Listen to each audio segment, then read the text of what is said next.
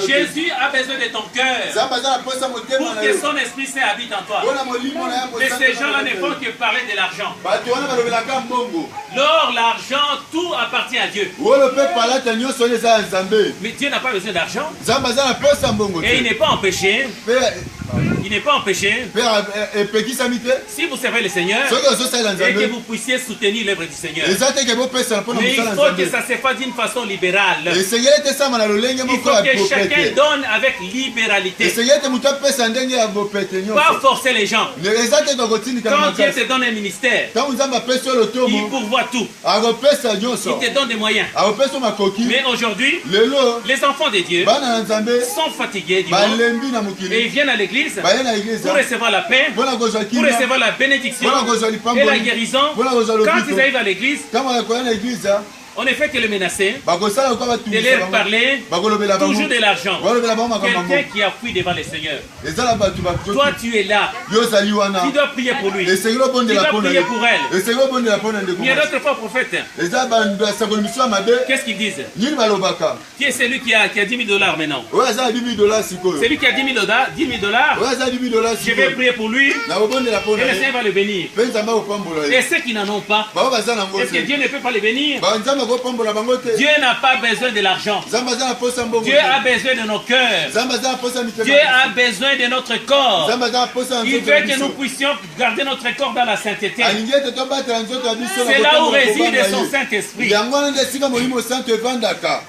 Amen. Au verset 4, le Seigneur dit ceci. Car si Dieu n'a pas épargné les anges qui ont péché, mais s'il les a précipités dans les abîmes des ténèbres et les réserve pour le jugement, s'il n'a pas épargné l'ancien monde, ce qui a bombaki Amen. Mais il a sauvé 8 personnes dont Noé. C'est prédicateur de la justice. Lorsqu'il vit venir le déluge sur un monde d'impies. Amen. S'il a condamné à la destruction et réduit en cendres les villes de Sodome et Gomorrhe, les donnant comme exemple aux impies à venir, et s'il a délivré Lot le juste, profondément attristé de la conduite de ces hommes sans frein dans leur dérèglement. Amen. Le Seigneur veut nous dire tout simplement, nous qui avions reçu sa parole, il serait mieux pour toi, mon frère et ma soeur, si tu n'as pas écouté cette parole.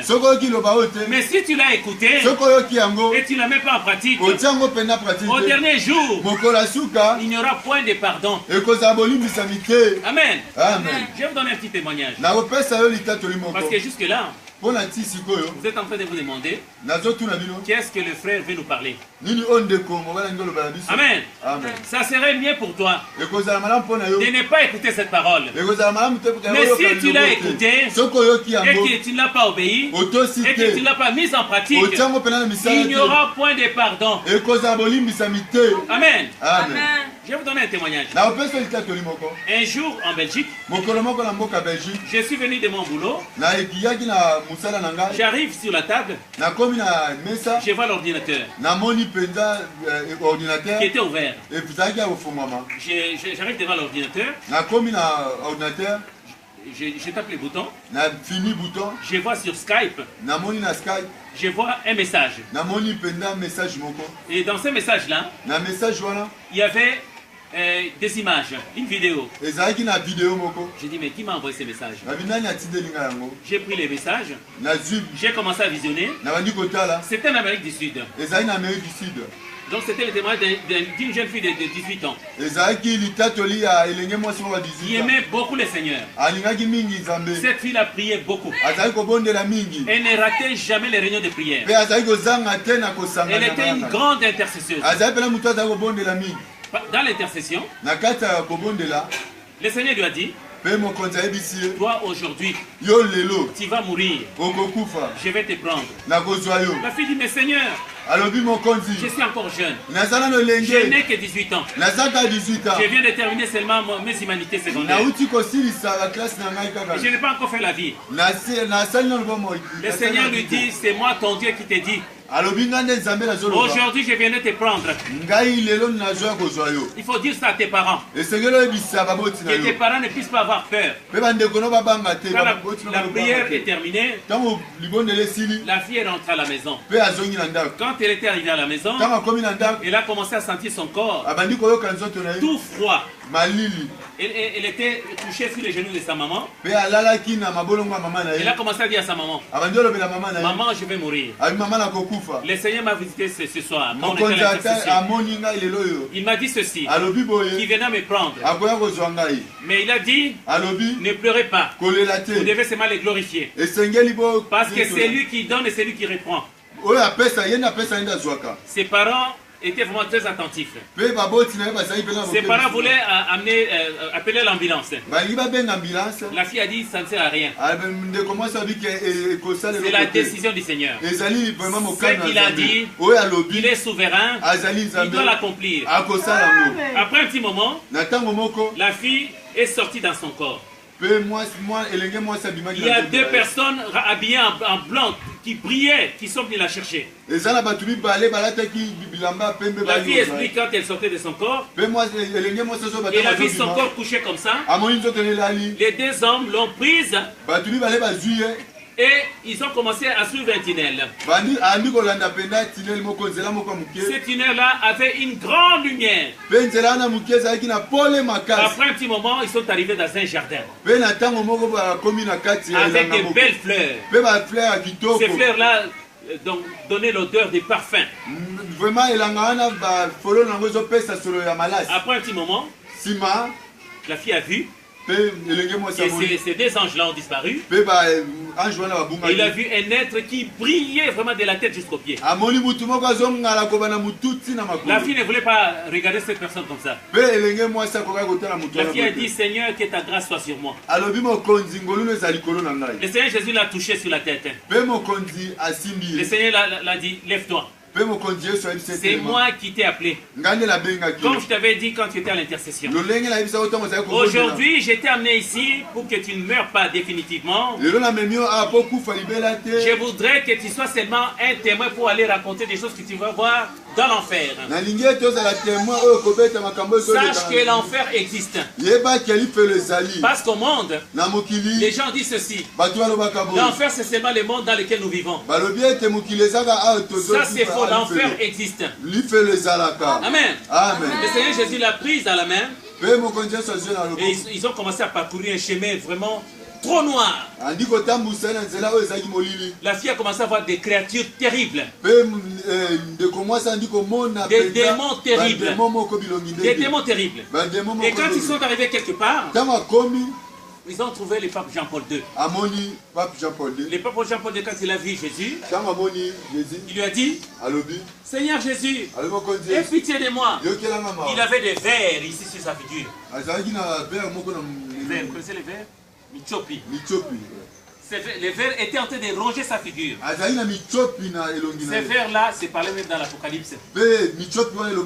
La Bible nous dit ceci. Celui qui va aller en enfer avec le diable, là où se trouvent les vers, ces vers-là vont commencer à vous ronger. Et ça va faire vraiment très très mal. Et quand le pape Jean-Paul II a vu Jésus, il a dit, Seigneur, aie pitié de moi. Jésus lui a dit ceci. Quand tu étais au monde, je te parlais toujours de ne pas tromper mon peuple, de te repentir. Mais tu as accepté de suivre la voie du diable. Vous trompiez mon peuple en enseignant un mauvais évangile, en priant les statues. Voilà maintenant ton sort. Maintenant c'est trop tard. Amen. Et quand ils ont avancé, ils ont trouvé des gens qui aiment prendre la bière, des ivrognes, avec une grosse bouteille de Skol comme ça, qui pèse comme un sac de ciment. Ces gens-là sont toujours penchés comme ça. C'était vraiment une souffrance totale. Et après, ils ont vu des hommes et des femmes qui font la prostitution, surtout des femmes. C'était horrible.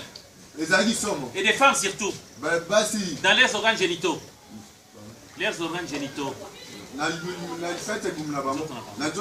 C'était vraiment horrible. Ils ne parvenaient même pas à marcher. Le Seigneur a dit, regarde les péchés, comment ça les a conduits. Amen. Après ils se sont avancés. Ils ont vu Michael Jackson. Michael Jackson, son travail, c'était de danser chaque jour devant les démons. Et les démons l'applaudissaient. Amen. Après, le Seigneur lui a dit à la fille, maintenant nous allons rentrer. Et ils se sont retrouvés là-bas dans le jardin. Après un petit moment, elle a vu son corps couché. Le Seigneur lui a dit, rentre. La fille dit, non, non, non, Seigneur, je n'entre pas. Je préfère rester ici, c'est bien. Mais Jésus lui a dit, tu dois rentrer. Et on a fait rentrer par la force. Et la fille était ressuscitée. Et elle a commencé à donner des témoignages. Amen. Aujourd'hui, Dieu a mis dans mon cœur pour que nous parlions des faux prophètes. Quels sont les faux prophètes? Les faux prophètes, ce sont des envoyés du diable qui ont une mission de faire dérouter beaucoup d'enfants de Dieu dans la voie du Seigneur, en les renseignant une fausse doctrine, l'évangile matériel. Au lieu de demander aux enfants de Dieu, allez prêcher l'évangile et faites des disciples afin que les gens se convertissent. Amen. C'est ce que nous voyons aujourd'hui. Il y a des miracles qui se produisent. Même les mbassou.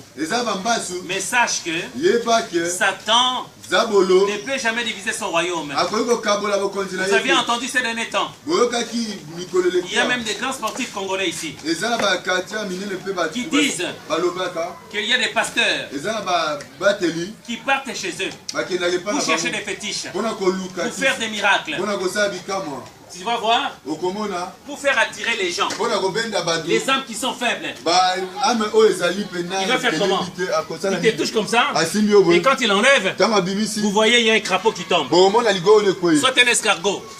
Tout ça, c'est un spectacle. Ce n'est pas une délivrance. Ça, c'est la magie noire. Et beaucoup de pasteurs ces derniers temps font cela. Il y a d'autres qui disent non. Ça, c'est la vérité, c'est le miracle. Et ces gens-là ne parlent que de l'argent. Et souvent quand ils prêchent l'évangile, quand il tient le micro, toujours avec un mouchoir ici, avec une bague, avec une pierre noire. Et quand ils prêchent, ils font comme ça, pour dominer l'assemblée. Amen. Ils parlent de Jésus, mais ils n'ont pas Jésus.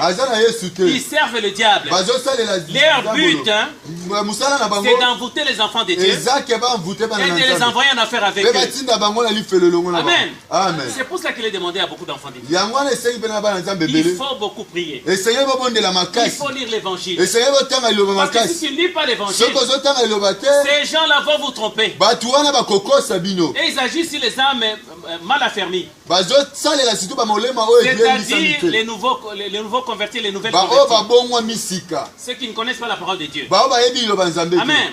Si tu pars dans une église par exemple, on te dit pour te délivrer, alors dans une rivière, tu vois quelqu'un qui s'habille en soutane blanche avec une croix rouge comme ça, et tu entres dans la rivière, il commence à te laver avec la poudre là, joli soir. Ça, ce ne vient pas de Dieu. C'est le nom de Jésus qui délivre. C'est le nom de Jésus qui sauve. Ce ne sont pas la poudre de perles-pépins. Ce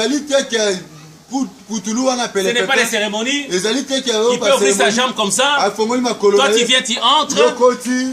Si tu frappes avec une veste, tu tombes, tu te touches ici, tu dors, tu commences à ronfler. Je vais vous donner l'exemple d'une délivrance. Parce que la Bible nous dit ceci. Dans Marc 16, verset 17 à 18. Voici les miracles qui accompagneront ceux qui auront cru. À mon nom, ils chasseront les démons. Ils imposeront les mains sur les malades. Et les malades seront guéris. Même s'ils prennent quelques breuvages mortels, ça les fera point du mal. C'est ça l'évangile. Parce qu'avant de prier pour quelqu'un, il ne faut pas te précipiter pour lui imposer des mains de peur de participer à ses péchés. Amen. La première chose, il faut chasser d'abord les démons. Après avoir chassé, et après, tu peux imposer la main. Quand tu imposes la main, la personne reçoit la puissance de Dieu, qui est le Saint-Esprit, et la personne est délivrée. Amen. Amen. Je vais vous donner un témoignage. C'est pour vous dire tout simplement, ne te précipite pas à imposer les mains à quelqu'un. Et vous les enfants de Dieu, n'acceptez pas que n'importe qui puisse t'imposer les mains. Parce que si quelqu'un qui a la sorcellerie par exemple, un pasteur qui est sorcier, et quand il te pose la main, tu vas recevoir cette sémence-là de la sorcellerie. Si c'est un menteur, quand il se met devant ici, il commence à prêcher. S'il y a des âmes mal affermies, les nouveaux convertis, ces gens vont recevoir l'esprit des mensonges. Et vous allez voir la calomnie dans l'église. Et l'église va se séparer à cause d'une mauvaise sémence. Amen. Une vraie délivrance, c'est par le nom de Jésus. Amen. En citant le nom de Jésus, les démons vont fuir. Mais il y a aussi des conditions. Mais si tu vis dans le péché, le nom de Jésus n'aura aucune efficacité. C'est pour ça qu'il y a d'autres frères qui disent ceci. Ah frère, aujourd'hui je n'ai pas dormi. Les sorciers m'ont attaqué. Ils m'ont tordu le cou. Pourquoi ils t'ont tordu le cou? Parce que tu vis dans le péché. Amen. Parce que quand tu vis dans le péché, il n'y a pas moyen que le nom de Jésus puisse avoir une efficacité quand tu le cites. Amen. Alors il faut vivre dans la sanctification. Si tu veux vivre la main de Dieu, parce que le nom de Jésus c'est un nom puissant. Parce que quand nous citons le nom de Jésus maintenant, si Dieu nous ouvre les yeux, il y a la débandade dans le monde des ténèbres. Les anges qui sont ici se mettent à genoux et ils se couvrent les yeux à cause du respect de la grandeur de notre Dieu. Amen. Amen. Qu'est-ce qu'on voit aujourd'hui? Je vais vous expliquer. Ces faux prophètes-là, ils ne parlent que de l'argent. Ils font des faux miracles. Ils vous frappent avec la veste. Ils peuvent vous souffler comme ça. Vous tombez. Vous commencez à ronfler. Ils se réfèrent toujours dans la parole de Dieu. Vous savez, le Seigneur Jésus, quand il a apparu devant les apôtres, quand les apôtres étaient dans une chambre cachée parce qu'ils avaient peur des Juifs, Jésus, quand il les a apparus, il leur avait dit ceci: que la paix soit avec vous. Après, il a dit, il a soufflé, il a dit, recevez le Saint-Esprit. C'est de la même façon, ces disciples-là de Satan, des faux prophètes, disent la même chose. Il faut que copier la parole de Dieu. Amen. Je vais vous donner un petit exemple. Dans 2 Corinthiens chapitre 11. Je vais lire au nom de Jésus. Amen. Est-ce que vous pigez? Amen. Est-ce qu'on peut continuer? Quels sont ceux qui sont d'accord pour qu'on continue? Amen. Est-ce que vous comprenez? Amen. 2 Corinthiens chapitre 11. 2 Corinthiens chapitre 11. Verset 13 à 14. Verset 13 à 14. Pour vous dire que Satan est rusé. Il est très intelligent. Si tu n'as pas Jésus, si tu n'as pas le Saint-Esprit, il n'y a pas moyen de les démanteler. C'est de la même façon de ces agents. Ces faux prophètes, ces faux pasteurs. Ils sont ces derniers temps dans les églises. Ils disent qu'ils sont serviteurs de Dieu parce qu'ils citent le nom de Jésus, mais ils ne le sont pas. Ils sont les agents du diable. Ils viennent là-bas parce qu'ils ont une mission d'engager, de ramener beaucoup d'enfants de Dieu avec eux en enfer. Mais celui qui lit l'évangile, celui qui prie beaucoup, ne tombera pas dans leur piège. Il ne sera pas leur cible. Amen. Amen. Je vais lire 2 Corinthiens chapitre 11 verset 13 à 14. Pour désigner ces gens-là. Ces hommes-là sont des faux apôtres, des ouvriers trompeurs, déguisés en apôtres de Christ. Jésus dit ceci, que ces gens-là sont des faux apôtres. Ils se font passer comme les serviteurs de Dieu. Et pourtant, ce sont les agents du diable. Amen. Amen. Le Seigneur dit ceci. Et cela n'est pas étonnant. Puisque Satan lui-même se déguise en ange de lumière. Amen. Parce que Satan peut apparaître ici.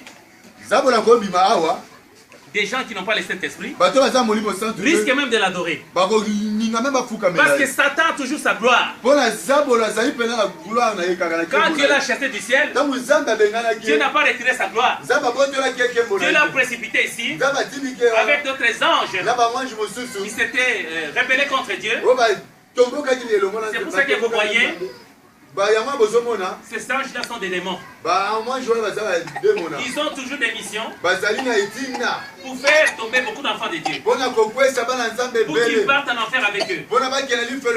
Alors il n'est pas étonnant que ces serviteurs-là puissent copier les habitudes des vrais serviteurs de Dieu. Parce que leur chef Satan se déguise aussi en ange de lumière. Alors, qui sont les gens qui peuvent résister à ces ruses du diable? Ce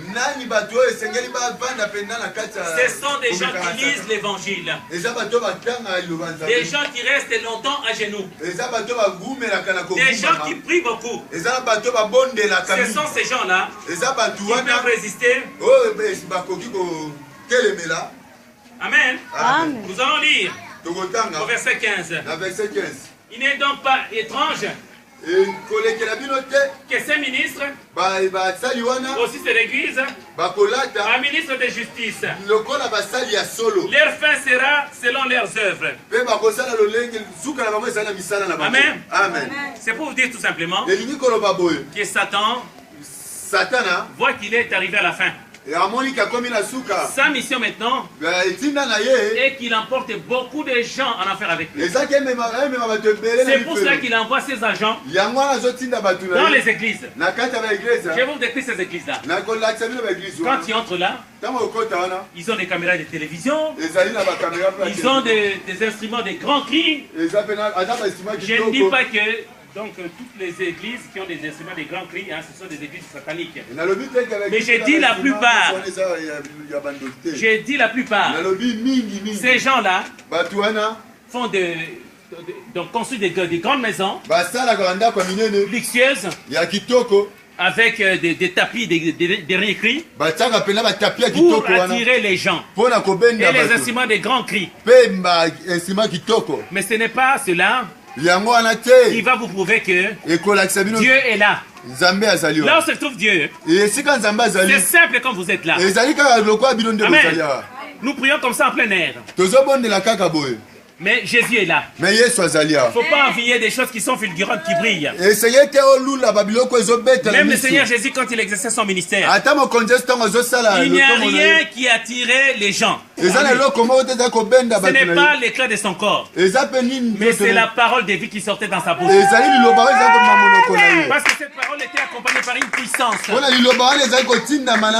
Cette puissance-là était le Saint-Esprit. Amen. Amen. Je vais vous décrire maintenant. Comment ces serviteurs-là font? Qu'est-ce qu'ils font? Ils partent souvent aux États-Unis pour aller chercher la magie. C'est ce qu'on appelle l'onction noire. Et quand ils arrivent là-bas, qu'est-ce qu'on va leur dire? On va les purger. Ça, c'est un témoignage. Hein? Qu'est-ce qui se passe? Des gens qui vivent dans le péché, qui écoutent la parole de Dieu, qui ne la mettent jamais en pratique. Quels sont les satanistes? Je ne suis pas là pour vous apprendre l'occultisme.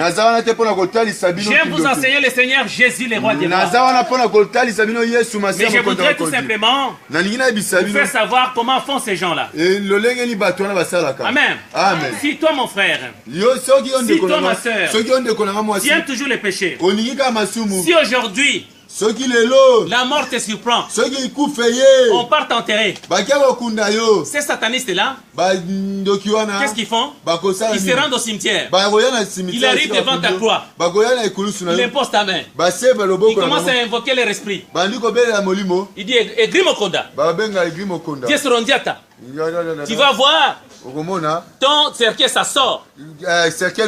Toi, tu sors dans ton cercueil, tu t'assois, il te donne une gourde. Et toi, tu prends la gourde là, il te demande de faire pipi. Tu lui fais pipi plein dans la gourde. Après, il commence à faire des relations sexuelles avec toi. Après, il te laisse. Pourquoi ces satanistes-là a commis ces actes-là sur toi? Parce que tu n'avais pas Jésus. Parce que tu es mort dans les péchés. Et quand ils prennent ces gourdes-là, ils partent avec ça dans des églises que vous connaissez, que je n'aime pas citer les noms. Tu arrives là-bas. Ah, papa pasteur. Aujourd'hui, je n'ai pas dormi. J'avais mal au ventre. J'avais mal à l'estomac. Il prend ces pupilles là. On met ça dans un petit verre. Tu bois ça. Amen. Et tu dis, oh, en tout cas, il y a l'esprit de Dieu ici. Il y a vraiment, il y a l'MPV, le Sakumuna. Amen. Même moi, je vais vous donner un témoignage. Amen.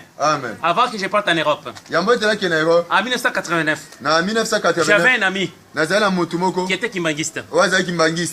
Je ne parle pas du mal de l'église kimbanguiste. Je parle de mon témoignage personnel. J'avais tellement mal à l'estomac. Je ne comprenais pas. Je lui ai parlé. Il me dit, tu as mal à l'estomac. Moi, je connais quelqu'un qui peut te guérir. C'est notre chef spirituel. Que je n'ose même pas citer son nom ici. Amen. Nous sommes partis là-bas. On était arrivé à 10h du matin. Il y avait beaucoup de gens. Mais pour voir leur chef spirituel, c'était toute une rituelle. C'était vraiment très très difficile. On l'a vu à 18h. Il nous a reçus. J'étais aussi accompagné d'un ami qui est maintenant aux États-Unis.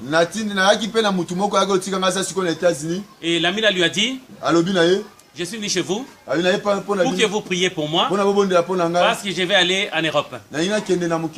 Il a prié pour l'ami. Il a pris cette eau-là. Il lui a donné. Il a bu. Une eau là dans un petit verre là avec des histoires jaunes là très sales. C'était vraiment mon tour maintenant.